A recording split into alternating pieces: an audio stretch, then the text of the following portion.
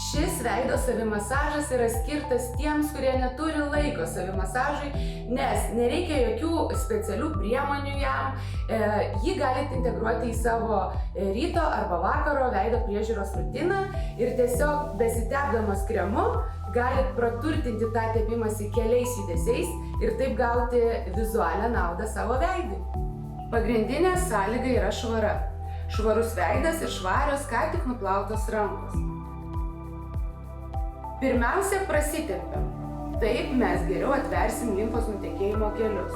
Ir taip pat savimasažo metu visuomet kylam nuo apačios į viršų, kad teisingai atvertume tos limfos nutekėjimo kelius ir kad greitai bei efektyviai pasidarytumėm veido limfodrenažą. Pirmas judesys tai bus apatinis žandikaulio nudrenavimas. Sudedam rankas ir einame iki ausies kampo. Antras pratimas tai yra 4 pirštais nušluojam per nazolabialinę raukšlę, kilstelėdamos lūpų kampą ir judesys visuomet eina į viršų. Taip mes gausim dar ir liftingą.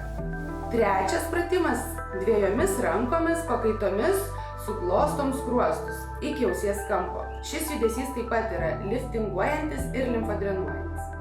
Ketvirtas nosies šonai ir paakio pumpažas.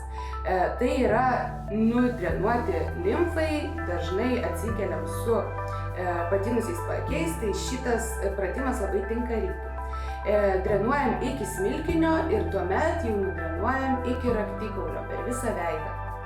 Ir 5, kakta, begalybė, tai atpalaidavimui ir taip pat liftingui. O kaktos šonais gražiai nuglostom visą kaktą per visą veidą ir nudrenuojam iki raktikaulio.